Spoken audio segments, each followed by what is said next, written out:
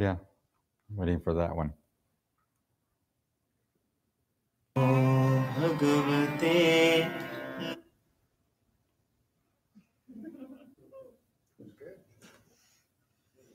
Did you get that? Ticket मिलने से अगर 10 महीना अमेरिका में लेक्चर करने को नहीं, क्योंकि अमेरिका से सब हो गया।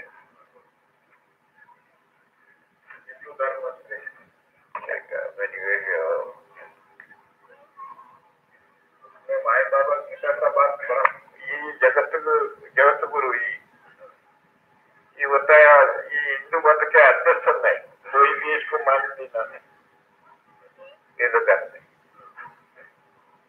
हिंदू मत के अध्यक्ष नहीं हो, वो पढ़ने में तो ऐसे दिखता कॉलेज पढ़ने में हिंदू मत के अध्यक्ष स्थान ने कोई भी इसको आने को इन्हें बोला नहीं, कोई भी अमेरिका में मानने नहीं बुलाया नहीं, हिंदू लोग कोई नहीं बुलाया।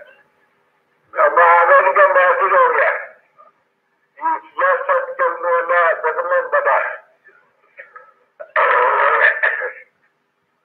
विवेकानंद के गाइड बोलना है, विवेकानंद में पहुंच जाते हैं, आप तो जान जाते हो।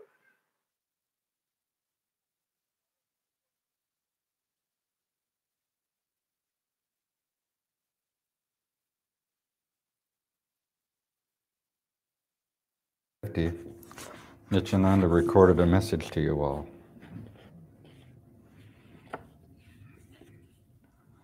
As you know, Nityananda did not speak much. So this is the only existing recording of him talking that we know of. And here's the message he wanted you all to hear. He says, money, jewels, status, authority, and power, these cause fear and striving. Fear of losing them and striving for more. They cause fear of death, for death will bring an end to the sense pleasures.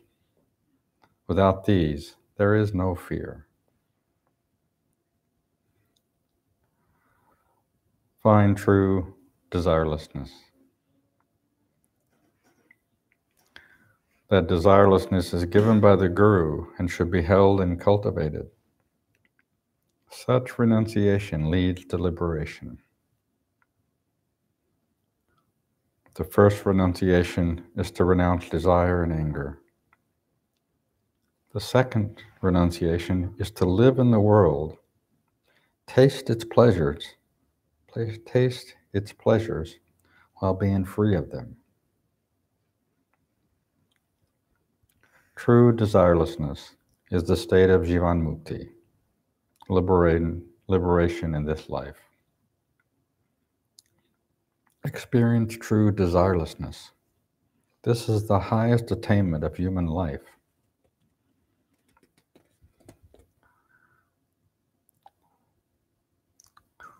That state is a subtle discrimination that is found in the Sushumna. The Sushumna is the nadi of God, where gods and goddesses dwell. The subtle Kundalini Shakti that dwells within the Sushumna must be comprehended by the path of awareness. Like milk being boiled, the prana in the Sushumna is heated by intense faith and discrimination and led towards the still point in the head. When the Kundalini is raised to the heart space in the head, then the breath is single. The universe is in oneself. As camphor is consumed in fire, so the mind must be consumed in the self. The moment camphor catches fire, it is transformed into that fire and burns itself out of existence, leaving no trace behind. When mind merges into self, no trace of ego remains. A person with mind wants everything. The person with no mind has everything already. Just as a steamship carries all things needed for the journey, so the person who has overcome mind carries the universe within them. If you have mind, you want everything. If you have no mind, you want nothing. If you have mind, the God is seen as a separate being. When mind is merged in awareness, no separate God is needed. All is seen as one. Only in the subtle can you be without thought and mind. Discrimination is the merging of mind into higher awareness. Do not relax your practice even for 15 minutes. The mind should be ceaselessly kept in the center. When the Kundalini is raised to the heart space in the head, then the breath is single, and the universe is in oneself. There are 3 kinds of breath: inhalation, retention, and exhalation. These processes are internal. Nothing is taken from outside. When with practice the breath is controlled, it becomes centered in the Sushumna Nadi. In this state, joy and bliss flow within. The best of cobras have the internal breath. They listen attentively to the sweet music of the flute. You must practice. You must experience. You yourself are responsible for either happiness or misery.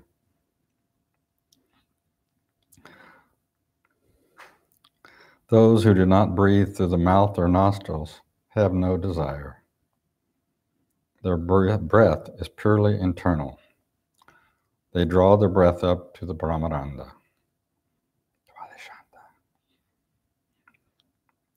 To those who practice and see it, it is one. For those who do not practice, there is only the bondage of desire and misunderstanding. Withdraw and attain liberation in this life. Realize the one principle. Turn the eye inward and see the truth. Look to God who resides in the heart space. Yes, you must see God in your own heart. To see God with the inner eye is the experience of eternal bliss. It is man's duty to return the treasure he has been given, the treasure of the self. Return to the self within. Know your own secret. Know that the universe is inside you and you are inside the universe. The inner self is the one who dances in all, the one who is here and the one who is there. Liberation is in the sky of the heart. The Guru can raise one's awareness through the central channel into the sky of the heart. A true Guru can turn you from the jungle road of ignorance to the royal road of spiritual knowledge. People often think the physical teacher is the Guru. Yet one does not become a Guru by wearing orange robes and wooden sandals or by using prayer beads. Preaching about the highest truth, but giving the disciples only stones is not the behavior of a Guru. Only he who lives by his teaching is the true Guru. Before teaching others, he must complete his own spiritual practice and attain realization. Only then can he prove the truth. There is none higher than such a Guru. God is not higher than the Guru who is identified with the Absolute. Such a Guru is God made manifest. One without a Guru does not realize the truth. Always remain in the center of the glance of the Guru.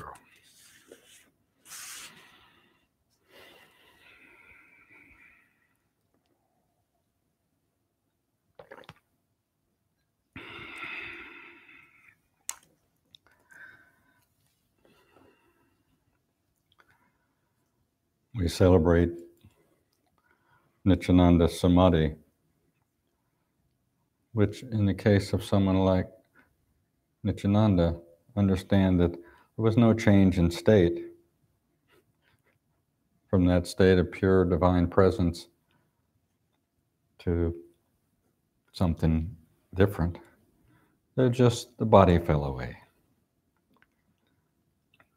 I can never remember the Sanskrit term, I should learn it, but there's a term that such a great master chooses the time of their own passing.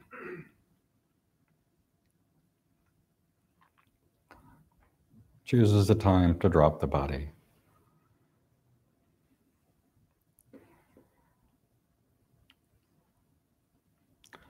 We are extraordinarily blessed that the presence of Nityananda is available and ever present in and for each of us. We must be eternally grateful for, if you will, the work that Rudy did that brought to him that same power and presence of Nityananda and transformed his life in a moment, in one glance. And that through Rudy's own surrender, his own sacrifice, then that same presence is made available to us.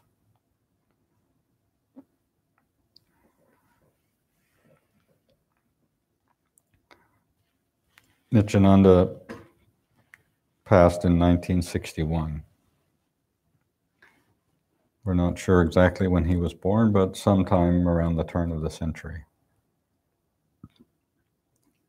Even today, you travel India, no matter where you go, north, south, east, west, up, down, Mumbai, big, metropolitan or some small village, everyone knows of Nityananda. Okay, not everyone. The vast majority would know of Nityananda. They would have known of this extraordinarily great saint. There were perhaps 2 or 3 persons of such stature, spiritual capacity, that were alive during that time. In other words, a man named Neem Karoli Baba. Some of you may have heard of him. He was Krishna Das and Ram Das's guru. Fortunately, Sonia and I are going to be able to visit his Samadhi shrine on our trip. Yogananda was part of that same kind of time frame, even though he kind of was a little bit later, but these are saints that are today recognized 50, 60 years later as the walking presence of the divine. Every day, but certainly on a day like today, I just have to tilt my head. How did I come in contact with this? How is it that possibility, that presence is present and available for me and for each of us?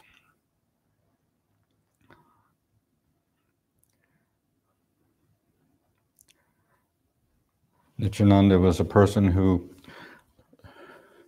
he interacted with every level of person, from the government. There is some discussion that Gandhi and he met once, right?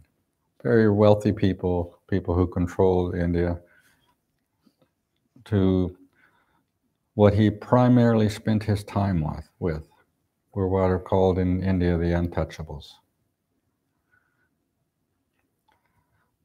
Now there's a caste system within India, which is its own nonsense, but it's there and it's been there for a long time. within the untouchables, there are 52 categories. And the family that you're born into determines your caste, but also which of those 52 people you were done. If your father was a shitwalla, then you were a shitwalla. This still exists today. It's a little loosened, but not necessarily. But particularly, even for those of you who've been to India and Ganeshpuri, you know this is still a relatively small village, and if you go even out of Ganeshpuri, the giant city of Ganeshpuri, then you still see these people who are untouchables.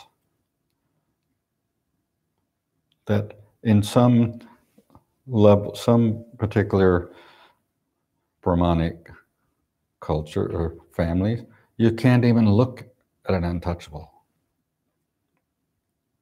And yet Nityananda held them all in his heart and said, "You're not untouchable, you are God.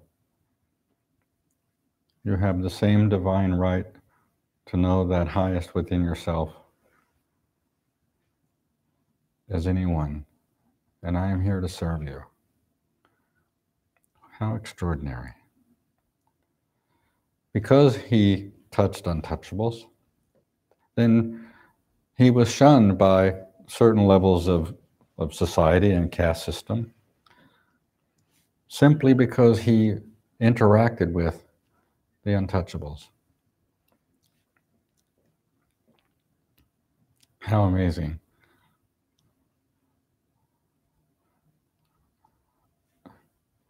Maybe I'm an untouchable, but he certainly holds me in his heart. I say this because I want you to understand, and many, many great saints live. Many great practices and traditions have the wellspring of their practice. So it does not to in any way suggest this ours is better, even though we think it is. It's better because it's ours. It's better because through profound grace, we have been dropped into that ocean of pure presence. And most importantly, that we have been given access to the very consciousness and energy that makes our own liberation possible.